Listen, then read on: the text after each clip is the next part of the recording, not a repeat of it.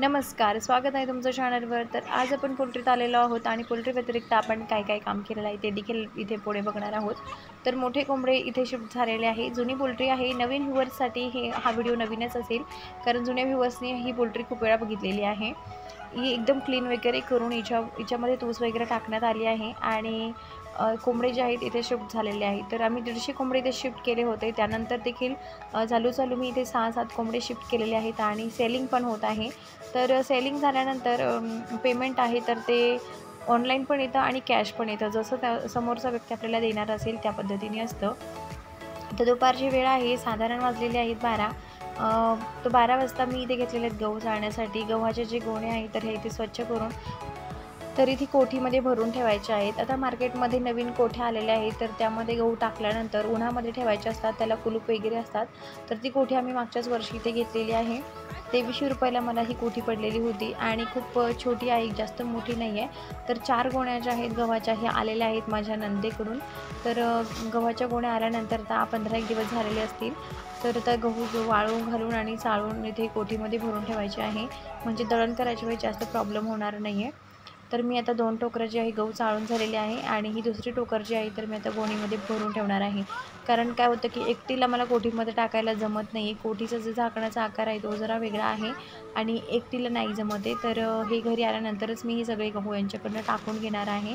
तर अशा पद्धतीने मी 2 गोण्या छोट्या-छोट्या ज्या 2 गोण्या आहेत तर त्या जसे चाळून होणार तसे भरून ठेवणार आहे आणि यामध्ये इंजेक्शन देखील चालतं की काय चौकशी करूनच मग मी ते टाकणार आहे. कारण मला देखील कोठीचं जास्त काही माहीत नाही आहे. मागच्या वर्षी कोठीमध्ये आम्ही भरपूर गहू ठेवले होते आणि ते पिकण्यासाठी आम्ही कोठीतच आंबे ठेवले होते. त्यामुळे बऱ्याचशा माझे गहू होते त्याला अगदी कलर चेंज झाला होता आणि खराब पण व्हायला लागलेले होते. तर कोठीमध्ये काही ठेवायचंच नाही आहे. तर हे मागच्या वर्षी मी ते शिकलेले आहे. कारण एकदम प्लेन आपले गहूच ठेवायचे आहे. काही फळं वगैरे इथं कोठीमध्ये किंवा धान्यामध्ये ठेवायचे नाही आहे. ठेवायचे असले तर सेपरेट टोकरमध्ये गहू घेऊन मी ठेवायला पाहिजे होते. पण मग इथे आंबे जास्त असल्यामुळे मी ते कोठीमध्ये ठेवलेले होते. तर अशा पद्धतीने ह्यावर्षी मी ती चूक करणार नाही आहे.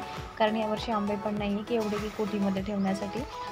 खूप आंब्यांच्या कैऱ्या ज्या आहेत त्या गळून गेलेल्या आहे आणि हे वाऱ्याने आणि पाण्याअभावी इथं झालेलं आहे. कारण आम्ही यावर्षी आंब्याकडे जास्त लक्ष दिलेलं नाही आहे. पोल्ट्रीमुळे आम्हाला जास्त इकडे-तिकडे लक्ष द्यायला वेळच मिळाला नाही आहे. तर अशा पद्धतीने मी इथे घेतलेले आहेत पूर्ण जे चाळलेले गहू आहे ते गोणीत भरून घेतलेले आहे. अजून देखील मला 2 गोण्यांचं टार्गेट आहे चाळायचं. पण आता अंशला झोपी लावावं लागणार आहे. अंश खूप जास्त वेड्यावाणी करतो आणि सारखा इकडे उन्हात हिंडत असतो. कालच त्याला ताप आलेला होता आणि औषधं वगैरे देऊन त्याचा ताप आता कव्हर झालेला आहे. 3-4 दिवसापासून त्याचा ताप जात नव्हता. तर आता जरासा बरा वाटत आहे. जर बरं नाही वाटलं तर त्याला पुन्हा ब्लड वगैरे चेक करून घ्यावं लागणार आहे. तर आज 4था दिवस आहे. तर कालपासून ताप जरा त्याला आलेलाच नाही आहे. तर बघूया आज रात्री जर आला तर उद्या त्याची पुन्हा टेस्ट वगैरे करून घ्यावी लागेल की काय. तर आता मी लहान गोणी घेऊ की मोठी गोणी घेऊ चाळायला हा विचार करत आहे आणि हे सगळे गहूच आहे. तर अगदी छोटे-छोटे वाळून झालेले आहेत. त्यामुळे गोण्या ज्या आहेत फोडलेल्या आहेत त्यांचे तोंड जे आहेत ते देखील इथे अशा पद्धतीने फोडून ते वाळलेले गहू या गोण्यांमध्ये भरलेले आहे. तर इथे जागा नाही आहे आम्हाला वाळवण्यासाठी कारण इथे सगळीकडे आमच्या इथे सावलीच सावली आहे.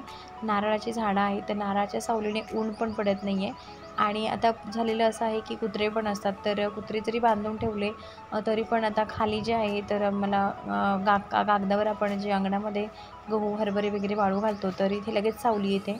तर त्यामुळे इथे गहू वाळू घालण्याचा इथे प्रश्नच येत नाही आता. तर इथे आमच्याकडे बाज आहे तर आम्ही बाजेवरती हे गहू वाळू घातलेले होते आणि बाजेवरतीच हे गव्हाला मी कडकून दिलेलं आहे. तर आता हे गहू वाळलेले गहू कोठीत ठेवायचे आहे आणि एक गोणी राहिलेली होती ती पण मी ते बाजेवर टाकलेली आहे वाळण्यासाठी. तर चाळलेले गहू अशा पद्धतीने आहे, चाळणारे गहू अशा पद्धतीने आहे आणि टोकरीत जे आहे तर ते खालची जी घाण असते ती आहे बारीक, ती पण मी इथे स्वच्छ धुवून निसून त्याचा पण वापर मी इथे दळणात करणार आहे. तर इथे गहू चाळण्यासाठी आमच्या शेजारच्या कामाला एक मावशी येणार होत्या. तर मग मी त्यांना स्टॉप केलं आणि म्हटलं की तेवढे ₹250 आपण बाहेर कशाला जाऊन द्यायचे, आपण घरच्या घरीच हे काम करूया. आणि माझ्या व्हिडिओमुळे आणि यामुळे मला वेळ मिळत नव्हता मी व्हिडिओ आणि घरातलं वगैरे आवरायचं. तर मी ते काम जरासं स्टॉप केलं आणि गोणी चाळल्यानंतरच मग मी इथे व्हिडिओ करायला घेतलेला आहे आणि हाच तो व्हिडिओ आहे. तर मी आता हे बाकीचे गहू जे आहेत ते देखील चाळून घेणार आहे संध्याकाळपर्यंत. अजूनही माझे चाळून झालेले नाही आहेत. तर मी आता हे गहू चाळून कोठीमध्ये, पलीकडेच कोठी आहे, तर कोठी देखील तुम्ही माझी व्हिडिओमध्ये बघितलेलीच असेल बऱ्याच वेळा. तर असे बाज बाहेर आहे आणि त्यावरती अशा पद्धतीचा कागद टाकलेला आहे आणि कागदावरती मी इथे गहू वाळत घालत आहे. तर गहू वाळून चांगले असे 4-5 उन्हाने गहू वाळलेले आहेत, कडक वाळलेले आहेत. आता त्याला जे काही किडे वगैरे होतात ते होणार नाही आहे. हवं असल्यास आपण इंजेक्शन पण सोडू शकतो गव्हाच्या आतमध्ये. इंजेक्शन सोडल्यानंतर पण म्हणतात की गहू चांगले टिकून राहतात किंवा कुठली तरी पावडर पण मिळते. गव्हाला किडे होणे यासाठी बरेचसे उपाय आहेत. मेडिकलमध्ये तुम्ही गेल्यानंतर तुम्हाला माहिती होईल की कुठल्या कुठल्या औषधाने गव्हाला किडे जे आहेत ते होणार नाही आहे. तर तुम्ही मोठे कोंबडे बघितले आहेत, आपण मागच्याच व्हिडिओमध्ये दाखवले होते की किती कोंबडे मी इथे पकडले होते. तर हे सगळे ते कोंबडे आहेत आणि खूप शांत पद्धतीने कोंबडे बसलेले आहेत. आणि प्लस पॉईंट म्हणजे असा की इथे नारळाची झाडं आहेत, तर त्यामुळे त्यांना अगदी इतकं गारवा लागतो आहे ना की इथे त्यांना उन्हाळ्याची जी चणचण आहे ती अजिबात भासणार नाही आहे. कंटिन्यू तिथे नारळाला पाणी असल्यामुळे थंडगार अशी हवा या कोंबड्यांना इथे मिळणार आहे. लवकरच कोंबड्यांसाठी गिऱ्हाईक येणार आहे, तर 150 कोंबड्यांसाठी इथे गिऱ्हाईकाची आम्ही बघतो आहे वाट की कधी येणार आहे, कारण त्यांचं तेवढं आमचं एकदम खाद्य कमी होणार आहे. अजून मोठ्या पोल्ट्रीमध्ये बरेचसे कोंबडे आहेत, तर ते देखील आम्हाला पकडायचे आहे. तर चला मी चाललेले आहेत पोल्ट्रीमध्ये. आता मी गव्हाचं जे साईडला ठेवून ह्या व्हिडिओसाठी मी ते पोल्ट्रीत आलेले आहेत, कारण मला हा व्हिडिओ कंप्लीट करायचा आहे आणि टाकून द्यायचा आहे. म्हणजे मी माझे पुढचं गहू जाण्याच्या कामाला मी ते काम कंप्लीट करून घेणार आहे. तर तुम्हाला हे कोंबडे मला दाखवायचे होते. तर कालच बोवणी झालेली आहे आणि यामधले कोंबडे देखील गेलेले आहे. तर त्याच्यानंतर पण आज पण सकाळी 2 कोंबडे गेलेले आहेत आणि ते कोंबडे भरले होते 3.5 किलोचे. तर ऑनलाईन पेमेंट झालेलं आहे काहीतरी 220 रुपये किलोने मी इथे कोंबडा आज सेल केलेला आहे. कारण 250 रुपये किलोने मी सांगितल्यानंतर ते पुढेच गेले होते. पुढे गेल्यानंतर ते पुन्हा रिटर्न आले. ते आमचे कायमचे अंडे नेणारे गिऱ्हाईक होते. त्यांना वाटलं की बाहेर जरासं खूप महाग आहे, तुम्ही 200 रुपये किलोने द्या. तर म्हटलं नाही, खाद्याचे पण आणि नॉनव्हेजचे पण भाव वाढलेले आहे, तर आम्ही 250 रुपये किलोने लावलेलं आहे. मग ते पुन्हा रिटर्न आल्यानंतर म्हटले आम्हाला 2 घ्यायचे आहे, तर आम्हाला काहीतरी रेट कमी करा. मग मी 220 रुपये किलोने डन केलं आणि ऑनलाईन पेमेंट त्यांनी केलेलं आहे.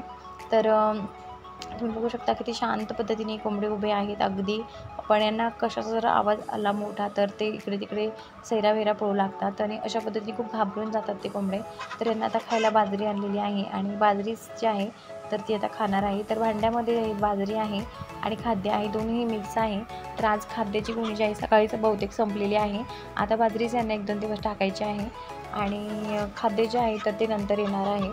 तर कोंबड्यांना भीती वाटते. मी जेव्हा पोल्ट्रीत जाते तर त्यांना एकच भीती असते की आम्हाला पकडून इथे कोणाला तरी देतात दुसऱ्या लोकांना. यांना हे माहीत झालेलं आहे आणि त्यामुळे ते कोंबडे खूप जास्त विचित्र पद्धतीने इकडे तिकडे पळत असतात. तर तुम्ही बघू शकता इथे ट्रॅक्टरचा मोठा आवाज आलेला आहे. रोडनी जे इथे ट्रॅक्टर गेलेला आहे आणि खूप मोठा आवाज होता. तर ते खूप घाबरतात अगदी विचित्र पद्धतीने. फक्त व्हाईट कलरचा कोंबडा मात्र तेवढा एकदम शांत उभा आहे. डॅशिंग बाज आहे तो कोंबडा आणि खूप एकदम त्याचा ॲटिट्यूड पण वेगळा आहे. तर तुम्ही बघू शकता एकदम असा उभाच आहे. बाकीचे कोंबडे इकडे तिकडे पळत आहेत. तो जरा पण घाबरत नाही आहे आणि तो एकदम खंबीर उभा आहे. तर अशा पद्धतीने कोंबड्यांची पण एक एक क्वालिटी असते. हा व्हाईट कलरचं याला रूप तर दिलेला आहेच, पण खूप हुशार पण खूप आहे हा कोंबडा. अगदी त्याच्या पायाला पकडायला गेलं तर तो उडतो. एवढा टॅलेंटेड तो कोंबडा आहे आणि त्याचा खूप अभ्यास झालेला आहे. खूप लोकांना हा कोंबडा कापण्यासाठी न्यायचा होता, पण आम्ही तो पकडूनच देत नव्हतो. आता जर न्यायचं असेल तर आम्ही नक्की देऊ, कारण हा सेलिंगसाठीच लॉट आहे आणि कावेरी गावरांचा हा लॉट आहे. तर तुम्हाला कावेरी गावरांचा हा व्हिडिओ आणि मोठे कोंबडे एका पोल्ट्रीत इथे शिफ्ट केलेले आहेत हेच मला सांगायचं होतं. तर तुम्हाला हा व्हिडिओ कसा वाटला मला कमेंट करून नक्की कळवा. व्हिडिओ आवडला असेल तर व्हिडिओला लाईक करा, चॅनलला सबस्क्राईब करायला विसरू नका. आपण भेटू पुन्हा एका नवीन व्हिडिओबरोबर लवकरच. तोपर्यंत टाटा, बाय बाय.